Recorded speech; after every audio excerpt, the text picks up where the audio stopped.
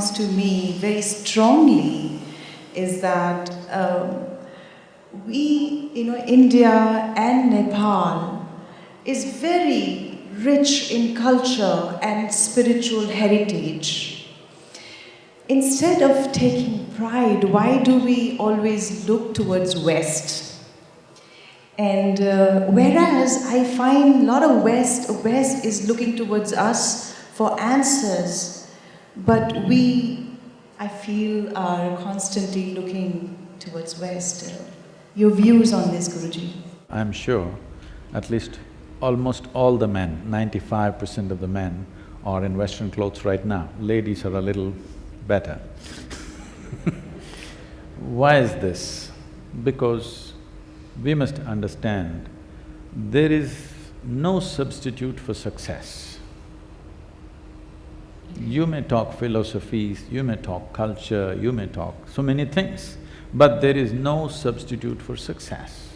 Right now, in many ways, West has become the symbol of success. So if you're successful, even though the temperatures are 38 degrees today, you must be in jacket and tie. I'm not commenting on their clothes, I'm saying success is the ideal always. Without what is successful, that is what everybody will aspire for. So we need to understand this. Another aspect of success is today, success means economic success. People are not recognizing any other form of success anymore on the planet. There used to be a time, if you came into a town and said, oh, he's a big man, maybe he was a wise man, maybe he was a very creative man, maybe he was something else, but no. Today if you say somebody is a big man, it means he's got big money bags. So, in a way, we have transformed the entire world into economics. That is the most important subject everywhere. So it doesn't matter, there's no point struggling with it. We have to come to terms with it and see how to ride it. So we need economic success. You will see as India becomes more economically successful, you will see things Indian will become more prominent. It's not the other way around. People think that if India becomes economically successful, everybody will become westernized. It's not true. Unless by then we have completely lost the ethos of what India is. If we did not lose that, then definitely as economic success comes, manifesting who we are, it becomes equally important. To take pride, there are certain mechanics. First of all, when you mentioned the word nation, nation is not just a geographical boundary. It is an idea that we must infuse into people's minds. It must burn as a pride in people's hearts. Then only there is a nation. If you just draw a pencil line on the map, it doesn't become a nation. So to build pride, there has to be history. No nation has as much history as we have, but our children, when you were studying in school, you studied nothing to be proud of. If you just look at it, recently I was talking to the education minister in Tamil Nadu. For example, everybody knows about Cambodia, Angkor Thom and Angkor Wat. These temples are the engineering marvels, even by today's standards, most incredible things that human beings can create. Tamil kings went there and built it. From first standard to 12th standard, does any Tamil child even read one line saying that our ancestors went there and built this? No. We only study how people came and conquered us, raped us, looted us, and this is what we study. A fourth standard child in Lebanon will know, fourth, fifth standard, those 3 years they study this, every one of them know Indian labor, Indian sculptors, Indian yogis and Indian elephants came to Lebanon 4,200 years ago and built the Baalbek temple, which is a phenomenal structure even today. Every child in Lebanon knows it to a point. There are thousands of people in Lebanon who take their first name as Hind. Here we shout Jai Hind, there's no one Hind here, but in Lebanon there are thousands of people named Hind because they feel these people from somewhere came and built this temple, and even today there are thousands of people by that name.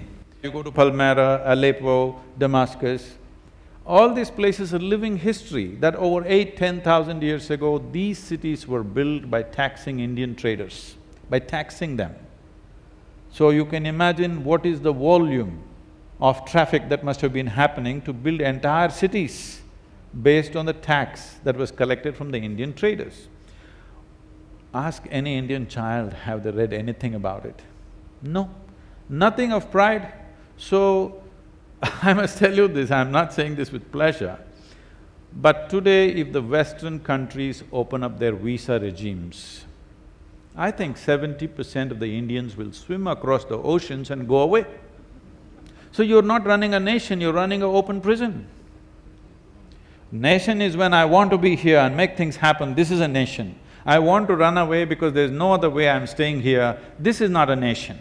If we want to make a nation, we have to build that pride. Pride will not suddenly drop upon us from the skies.